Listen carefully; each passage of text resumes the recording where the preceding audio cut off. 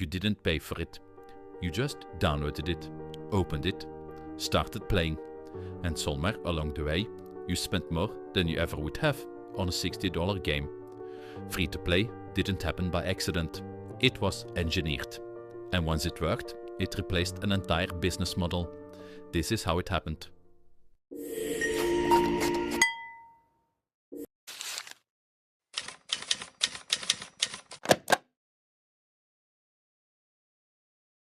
For most of gaming's history, the business model was simple. You paid once, you played. Through the 1990s and into the early 2000s, the standard retail price for a PC or console game sat between $40 and $60. Publishers recouped development costs through unit sales. The more copies sold, the more revenue generated. Once you owned the game, the transaction was complete. The model worked when distribution was physical. Manufacturing, shipping, and retail shelf space created natural barriers, and those barriers kept pricing stable. But the model had a structural ceiling. Every new player required a new purchase. Pricing excluded large portions of potential audiences, particularly in emerging markets where $60 represented a significant financial barrier. And once a game sales cycle peaked, typically within the first 6 to 12 weeks of release, revenue dropped sharply with no mechanism to sustain it. Publishers responded with expansion packs and sequels, but each required a new purchase decision from the consumer. A new moment of friction that the percentage of players wouldn't clear. For players, the model felt fair. Pay once, own it, play it forever. No ongoing obligation. But the internet changed distribution. And distribution changing meant the pricing model could change with it. The question wasn't whether free-to-play would emerge, it was where it would emerge first. Free-to-play didn't begin in the West. It began in South Korea, in internet cafes, in a market where the retail model never fully took hold. In the early 2000s, South Korea had one of the world's most developed broadband infrastructures, and a gaming culture built around PC banks, internet cafes charging hourly rates for access. Owning a game individually was less common. Playing online in shared spaces was the norm. Games like Nexon's MapleStory and Gravity's Ragnarok Online built their models around this reality. Free to download, free to play, with optional premium items available for purchase through a cash shop. The cash shop model worked on a specific structure. The base game and all content was accessible without payment. Premium currency was purchased with real money in bundles. That currency bought cosmetic items, experience boost, convenience items, and character customization. Nothing in the cash shop was required to progress, but players who spent moved faster and looked different. MapleStory reached 92 million registered accounts globally by 2011.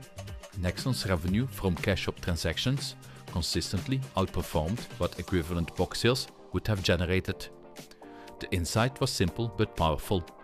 A free barrier to entry produced a vastly larger player pool, and a larger player pool, even with a small spending percentage, generated more revenue than a paid barrier ever could. Western publishers watched the numbers, and in 2009 the model arrived in the West at scale, through a game that would become the largest PC title on the planet. League of Legends launched in October 2009. Free to download, free to play. Every champion accessible to in-game currency earned by playing. Cosmetic skins purchasable through Riot Points. Premium currency bought with real money. The model was deliberately designed around one principle. No gameplay advantage could be purchased. Riot Points bought skins, not power. Champions could be unlocked through play alone. By 2012, League of Legends had reached 70 million registered accounts. By 2014, 67 million monthly active players, with peak concurrent players exceeding 7.5 million simultaneously. Riot Games generated over $1 billion in revenue in 2014, entirely through cosmetic microtransactions on a free product. The structure that made it work had 3 layers. First, zero barrier to entry. No purchase decision required to start. Download and play immediately. Second, the rotating free champion pool. Each week, a selection of champions was available for free. Players experienced the full game without spending, but the full roster required either time investment or payment, creating a sustained engagement loop. Third, cosmetic monetization with social visibility. Skins were visible to all players in a match. Owning a rare or visually distinct skin communicated status within the community, turning cosmetic purchases into social currency. League of Legends proved something. The industry had suspected but never confirmed at this scale. Players would spend more on a free game than they ever spent on a paid one, if the monetization was cosmetic, visible and tied to identity.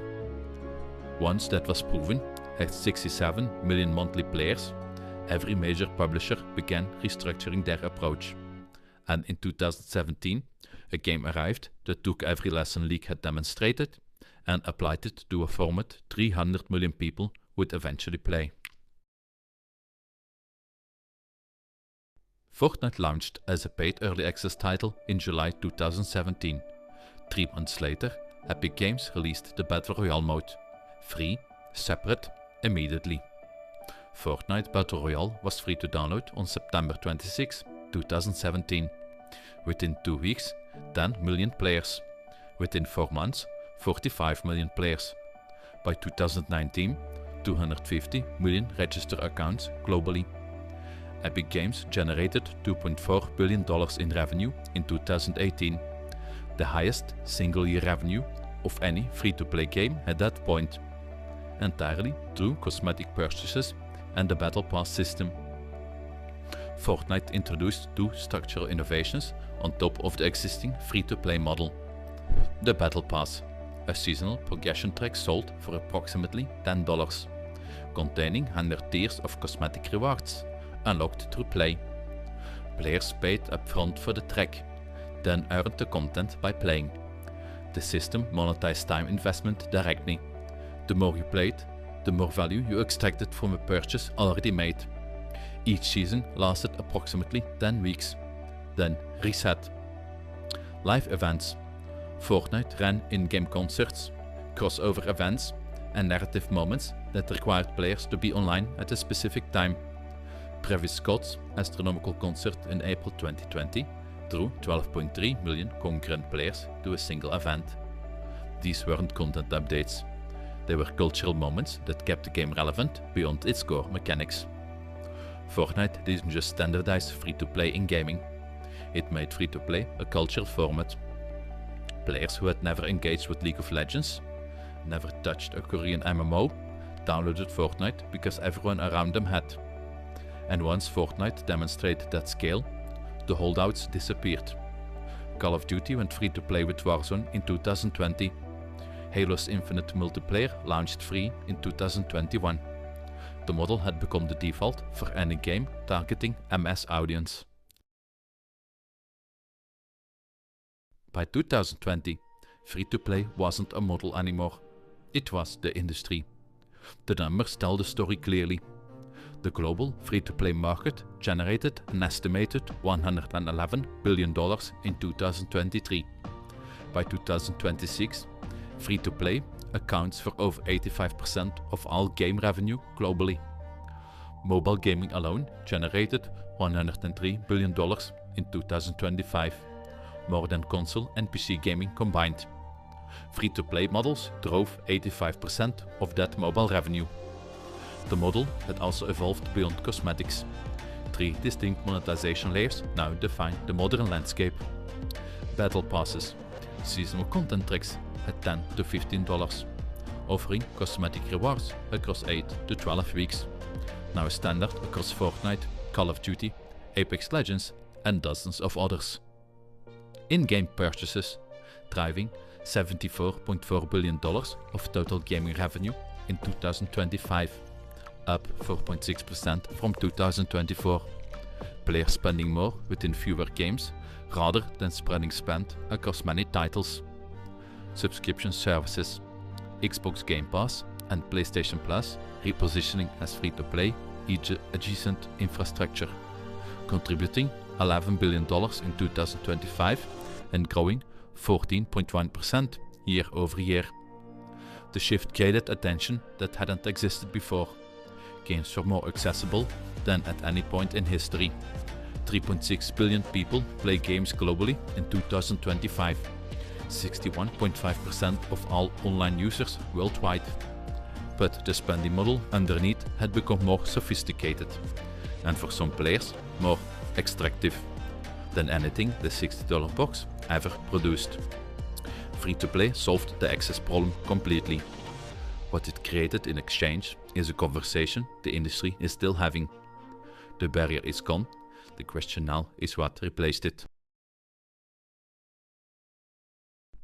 From a Korean internet cafe in 2003 to 85% of all global game revenue in 2026. Free-to-play won because it solved the problem the old model never could.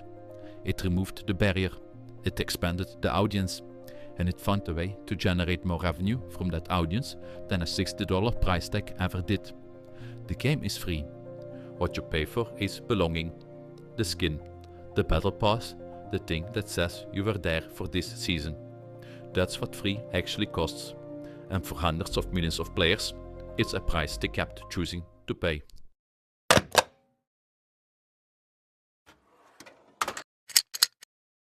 New case files release every Monday, Wednesday and Friday.